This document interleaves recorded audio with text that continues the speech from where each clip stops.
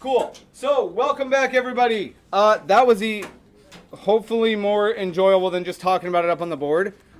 Couple things. If anybody decides they want to make their own electromagnet, you can make them so much stronger than that. More voltage will produce a stronger magnetic field. More batteries would do that. Alternatively, we just use what is known as 18 gauge wire. So the smaller the number, the larger the gauge. So in your house, you probably have 14 gauge. So it's a little bit thicker than those wires. If you opened up your AirPods, you're going to see probably 20 or 22 gauge, which is way thinner. With thinner wire, you can wrap more coils more closely together than with thicker wire. The thinner the wire, as long as it'll handle the current passing through it, the more coils, the stronger the magnet. More coils is more magnet, more surface area that's coiled in there, the better. Now, as we look at this, we're going to see a couple different things. From here, what we just generalized out, and if you didn't get it there, that's okay. But what we just determined was the right hand rule. Now, as long as you have a right hand and a right thumb, or at least know where your thumb would be, your right hand rule will always tell you where north on your magnet is. Right hand rule. Cool. Looks like you worked on it maybe a little bit, Carson. Can't tell for sure. Okay, so you might have worked on it a little bit because you were able to do it there. So, really, I'm not going to require that you take like all the same notes, but make sure you're taking some notes, okay? Okay, so looking at this, there's a couple of ways that we can sort this out. The most important thing about the right hand rule is when we're talking about current moving through, current moves through conventionally. Okay, conventional meaning what? Positive to negative. So I'm just going to say conventional here. If and when, hopefully you'll wind up making some like awesome electromagnets. Conventional current's what we use. As we're looking at this, if when moving from positive to negative, so following the coil from positive to negative, which is our direction of our conventional current. If we follow that coil from positive to negative and fingers, and I'm trying to say wrap, but if I say fingers wrap in direction of coil, does that make sense? If I follow that current and I wrap my fingers, where'd that stick go? I just put it all away. Just like we did up here where I said, hey, if I'm going from positive to negative, I just need to see if it's coiled under or over. Like, that's all I'm talking about. My fingers are wrapped with the solenoid. Okay, if positive to negative and fingers in direction, and I'm going to say wrap, in direction of coil. Well, then your thumb always points in one very specific direction. Your thumb always, always, always for this points to the North Pole of your magnet. I'm going to say to N on magnet. Every single time this happens. Now, what we wound up seeing is that not many people did it backwards. If you are right-handed, you probably went over because you held the nail in your left hand and then you wrapped over top of it. That's a natural way to do it with your right hand. Somebody left hand is going to do it the exact opposite direction because they're going to use their left hand to coil it. As we look at these, what this allows us to make sense of is how these fields generate. And there's a few different ways that we can apply this. So we're going to do an example where what I'm going to ask you to do is I'm going to draw us a simple little circuit and show that, hey, look at what's happening. And we're going to see if we can't figure out where the northern side of my magnet is. So with this, identify, and we're going to actually draw our field. Identify or draw our magnetic fields. Now, for these, they do take a little bit of practice, and the drawing part of it can be challenging, but how many of you guys can imagine things in your head, like physical objects, and you can see them in your brain? So some people can't. A pretty big portion of people cannot do that.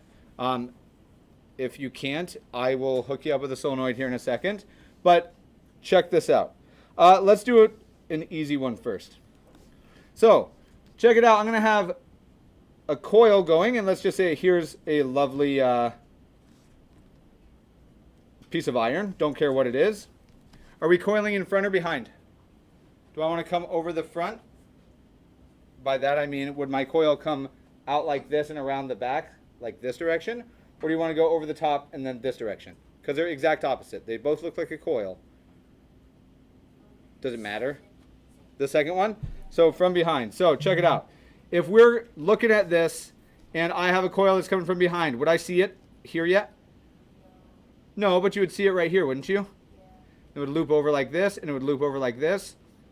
And I just keep doing that little mark. It looks like I'm drawing a bunch of 9s, but I can tell which way it's coiling. It's coming around it like this as you're looking at the picture. Can you guys tell that's happening? Like literally from your perspective.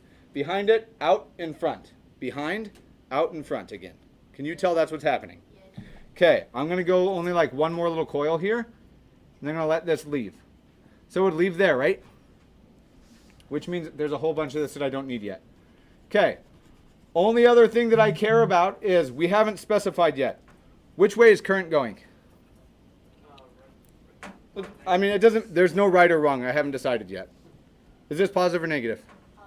Okay, so let's say here's positive, and then there's negative. Cool. Now, we can use left to right here. I'm fine with it. Do you guys agree the current conventionally flows from left to right? Okay, so here's the challenge. I'm going to try to do it from your perspective. Hold up your right hand. As I'm looking at it, and I see that it's going from positive to negative, would I wrap my fingers over the top of it here, or would I have to flip my hand and come over this way?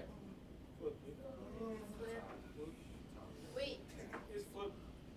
No. Okay. It's thoughts? Because you can see, like, check it out. If I do this, my thumb points left. If I come underneath, I have to do that, right? Oh, no, yeah.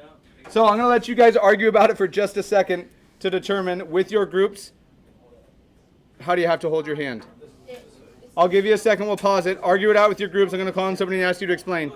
From this picture, then, I'm going to switch to green since we're looking at magnetic field lines in this case. And we went behind which side is negative and which side, or sorry, which side is north and which side is south. I want you to answer it for this one.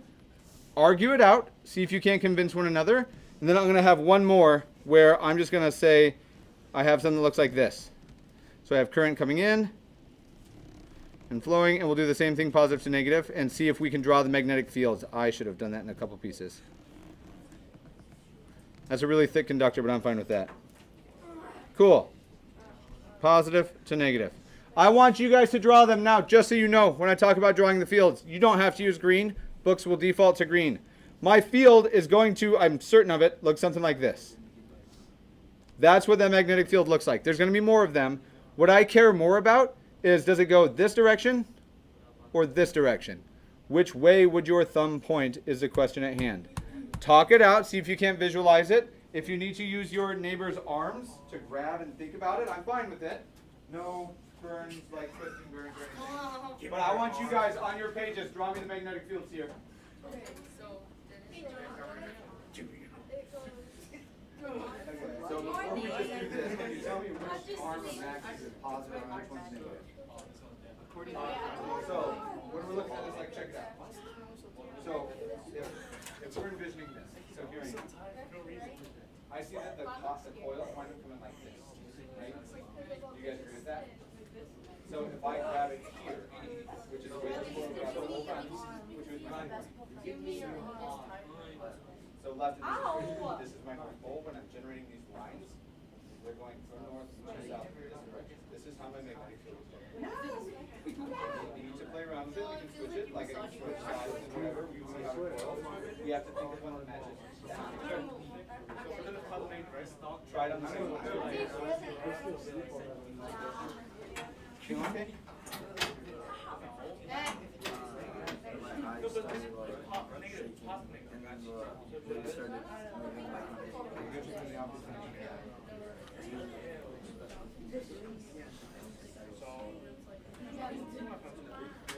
you're holding me.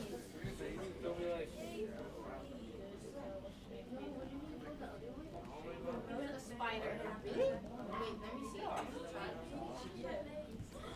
Do not do that.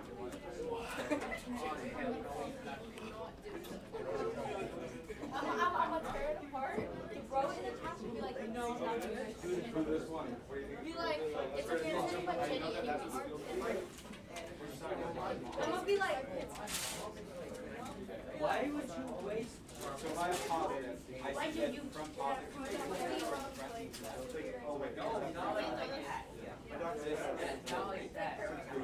that picture, I say so field lead that way, Really? that way, turn that way, like back into the center.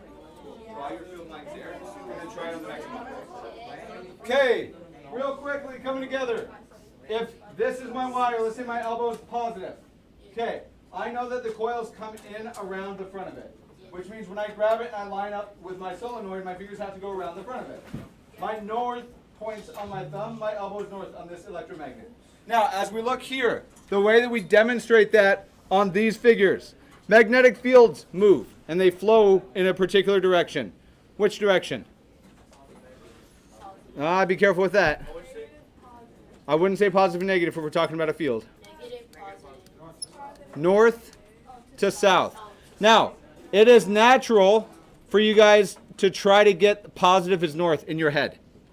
I'm going to tell you that's not true. Not true at all? Not true at all. Because if I take the same picture and I coil it the opposite direction, check it out. If my fingers wrap around this way, this is north.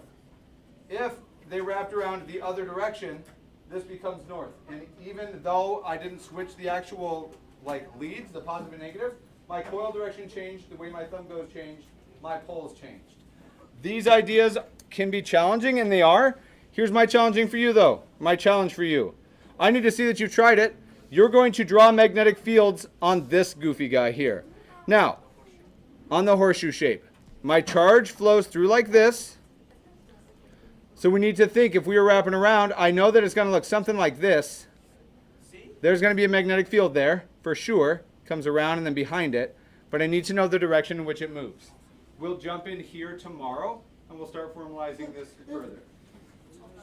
Cool. Next time I teach physical science, do electromagnets or no? Yes. Okay. Thank you. Later, Raiders.